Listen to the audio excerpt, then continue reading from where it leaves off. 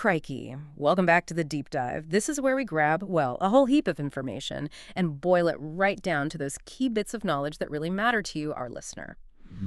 And today, oh boy, we're not just looking at a topic, we are channeling the spirit of a true legend. I mean, a name that just screams fearless wildlife adventure, Steve Irwin. That's right. And, while so many people remember Steve for, well, the sheer adrenaline, the thrills of his encounters, Yeah. this deep dive, it's about going beyond that. Our mission today is really to understand his massive legacy as a global conservation icon. We want to unravel that unique way he approached wildlife and figure out the lasting impact he had and honestly still has on protecting all the amazing creatures on our planet. We're basically asking, how does Steve Irwin's sort of paradoxical mix of fearless showmanship and deep respect, how did that change conservation? And what lessons can we still learn from his incredible life? Exactly. And to figure that out, we've got quite the stack of sources here. Articles, reports, even personal memoirs. We're going to unpack why Steve Irwin's work still hits so hard, you know, how he managed all that danger, but always with respect. Right. And what powerful lessons his, well, remarkable life offers for conservation today. But before we really jump in, just a quick but important note for you listening. For more amazing info like this and to, keep expanding your mind daily, you should definitely check out Mind Expansion Daily. Good point. Yeah, there's a ton of deep dives there, so please hit that like and subscribe button. Make sure you don't miss out on any of these valuable insights. Okay, let's get into it. So let's start with the man himself, Steve Irwin. His passing in 2006 was tragic, obviously deeply felt worldwide. But you could argue it kind of cemented his legacy as, well, way more than just an entertainer. He was fundamentally a global conservation icon.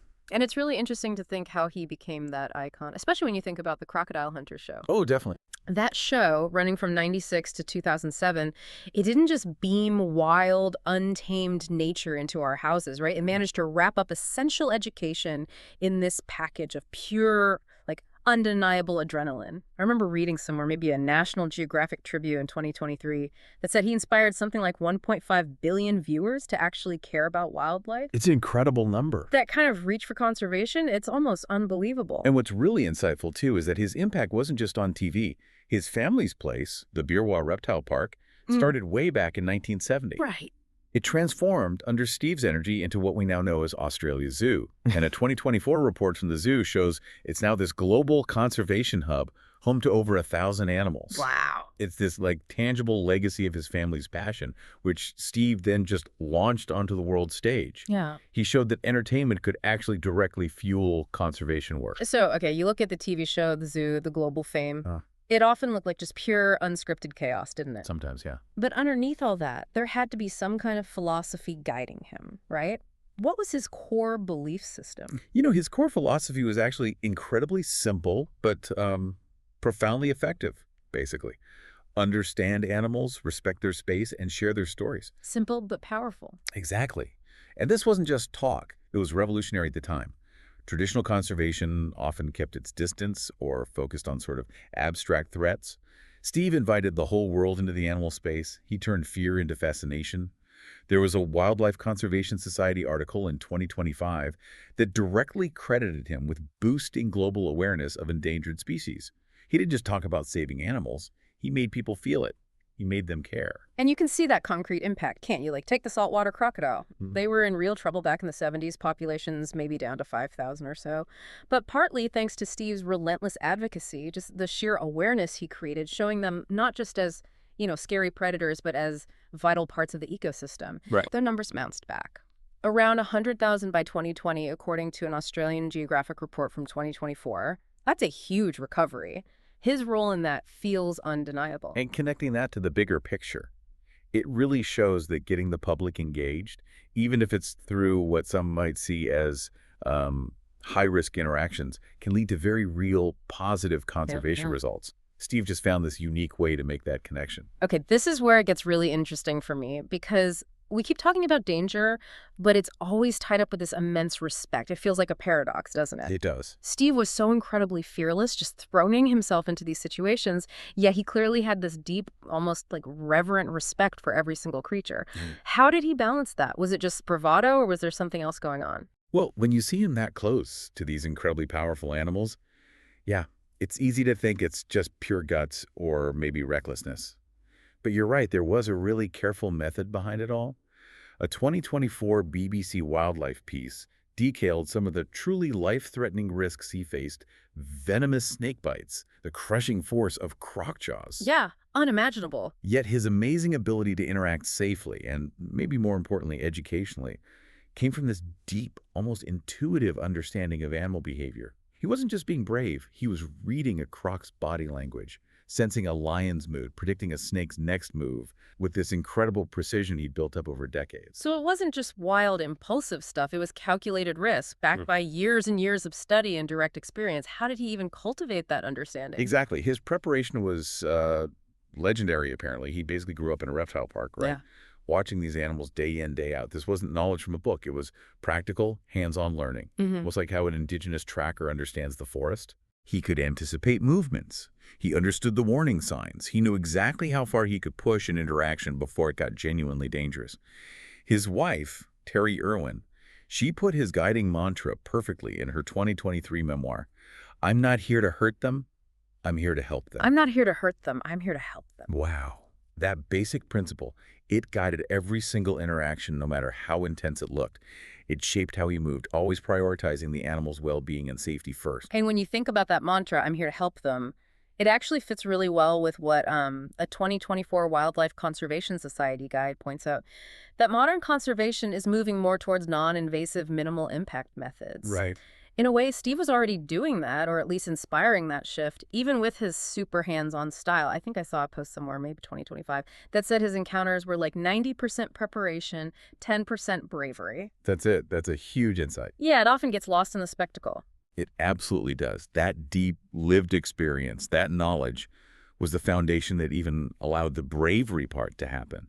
He knew when to back off, when to approach, and crucially, how to make a connection without causing too much stress. It was like a masterclass in reading and respecting the wild. Okay. Understanding that approach really puts things in perspective. Now, let's unpack some of that action we saw. We've talked philosophy, preparation, but what did it actually look like? Let's dive into, say, 4 of Steve's most iconic encounters. And, not just for the thrill, though they are thrilling, but for what they show us about his techniques and just as importantly about the animals themselves. Okay, a legendary place to start has to be the saltwater crocodile showdown. This was from a 2001 Crocodile Hunter episode. We're talking Steve tagging a massive, like 20-foot saltwater croc in Australia's Northern Territory. 20 feet, that's huge. Longer than a lot of cars. And he's maneuvering around it with just a rope and a pole. It seems almost impossible. It does. He would literally dodge those snapping jaws with just incredible agility to get close enough to put a tracking device on it. A National Geographic retrospective in 2024 mentioned these crocs have a bite force around 1,000 pounds. Good grief. Enough to crush metal. But what always stood out was Steve's calm precision, his agility. He moved not with brute force, but with this fluid understanding of the croc's movements, almost like dancing around the danger zone, turning this incredibly perilous moment into a chance to gather data for conservation. That's the insight, right? Controlled chaos, but for a purpose. Okay, next up, let's go from giant reptiles to tiny, but maybe just as scary, insects. What about the time he faced Africanized bees in the Amazon? What did that show us about his method? Yeah, that was a classic 2003 episode. He basically got swarmed by aggressive Africanized bees. Now, these bees are notorious for being highly defensive. They can chase you for like half a mile. Oh, wow. It genuinely tested even Steve's nerve, according to a Smithsonian article from 2025. What he did was use smoke and these really slow, deliberate movements to get away. The insight there is his quick thinking, but rooted in deep ecological knowledge. He knew smoke could disorient them, calm movements wouldn't provoke them further. It wasn't about fighting them, it was understanding their behavior to de-escalate. Smart. And then there was that incredible giant python encounter. That's one I really remember for just how gentle he was. Oh yeah, absolutely. That was a 2000 episode, often rerun. He was gently untangling this huge, maybe 15-foot Burmese python coiled really tightly around a tree somewhere in Asia. Now, pythons are incredibly strong constrictors, right? They can squeeze with something like 90 pounds of pressure per square inch. Unbelievable power. Yet Steve handled it with such a gentle, almost reverent grip. Slow, deliberate movements. The key insight there is his profound respect for the snake's raw strength, but also seeing its vulnerability when it was tangled up. He saw the beauty and power, not just the danger. He treated it with this amazing empathy that kind of went against the dramatic presentation sometimes. And finally, a face-off with one of the most iconic predators ever, an African lion. How did that one show his unique approach? The African lion face-off, yeah, that was an electrifying moment from a 2004 Crocodile Hunter Diaries episode. He was in a South African reserve face-to-face with a 500-pound male lion, but it wasn't confrontational. Instead, he crouched down low, carefully reading the lion's body language, the tail flicks, the subtle shifts in weight, where it was looking all to avoid provoking it. A 2023 BBC Wildlife analysis talked about this. His calm focus turned what could have been an incredibly tense, dangerous situation into this pure lesson on lion behavior. It just powerfully showed his unique ability to connect, even with the fiercest animals, not through domination or fear, but through understanding and this kind of unspoken mutual respect. It's really incredible hearing these moments broken down like that. You truly see that consistent theme, meticulous preparation, unwavering respect, and that deep understanding of animal behavior running through every single one. But let's shift focus now from these individual acts of, well, daring to their bigger purpose. Yeah. How did all of this, the showmanship, the risk, the education, how did it actually funnel directly into real, tangible conservation results? It all fed directly into practical conservation work. Yep. For instance, him physically tagging crocodiles wasn't just for dramatic TV. Right. It directly helped track populations. And that data significantly contributed to that amazing recovery of saltwater croc numbers in Australia we talked about. That leap from 5,000 to 100,000. That's partly a testament to his advocacy and the groundwork he helped lay for scientists. And the shows themselves, the Crocodile Hunter, all his projects, they weren't just entertaining people, they were huge fundraising machines, weren't they? Absolutely massive. His TV shows brought in millions of dollars, and that money directly funded Australia Zoo's wide-ranging conservation programs. These programs are actively working to protect critically endangered species, like the Sumatran tiger. That's a huge part of their ongoing work. Mm-hmm. They've set up global partnerships, too, so their reach goes way beyond Australia. It just shows how a popular platform can translate into vital financial support for conservation on the ground. And it wasn't just about the big, famous animals either, was it? He also seemed to inspire local sort of grassroots efforts. That's a really crucial point, often missed. Take the Philippine crocodile, for example. Critically endangered, only maybe 500 left in the wild, according to a 2025 DNR report from the Philippines. So few. Steve's hands-on style and just his sheer passion, it inspired local efforts like the Palawan Wildlife Rescue Center. It showed how his genuine enthusiasm could ripple outwards and empower communities to protect their own unique, sometimes forgotten, local wildlife. It was about lighting that spark of passion everywhere he went. So if we try to pull all this together, then the philosophy, the calculated risks, the global reach, the local impact, what are the most crucial, the most enduring lessons we can take away from Steve Irwin's extraordinary life and work? I think I'd boil it down to 3 core insights. First, respect over fear. Steve's calm, informed approach constantly turned these potentially dangerous animals from things to be scared of into subjects of fascination, even allies for education. He taught us how to really read their body language like a croc's tail flick or a lion's gaze to understand and coexist rather than just reacting with terror. That shifted public perception in a really powerful way. Yeah, definitely. And that leads right into the second point, doesn't it? Which is education is power. Precisely. Sharing animal stories like Steve did with such infectious, genuine enthusiasm, it truly inspires action. It educates people, whether they were watching on TV or visiting Australia Zoo.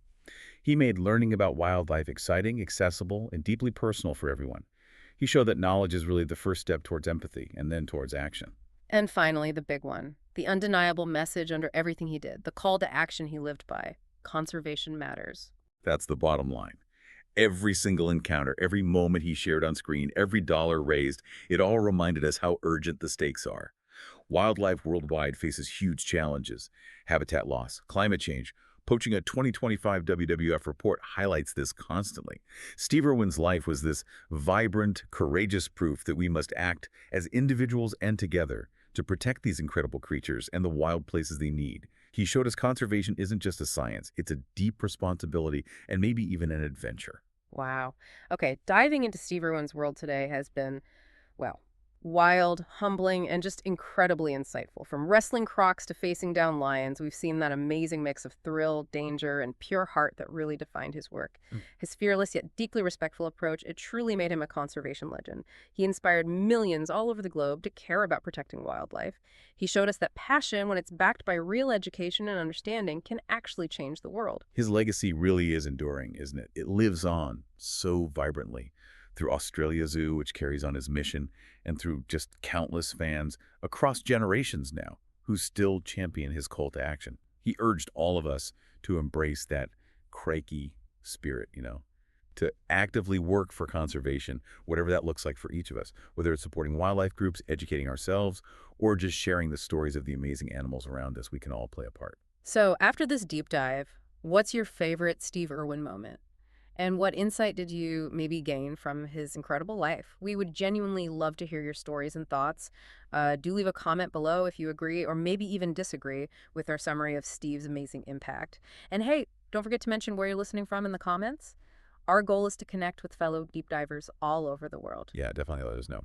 And finally, please remember to check out and subscribe to Mind Expansion Daily for more deep dives into fascinating topics just like this one.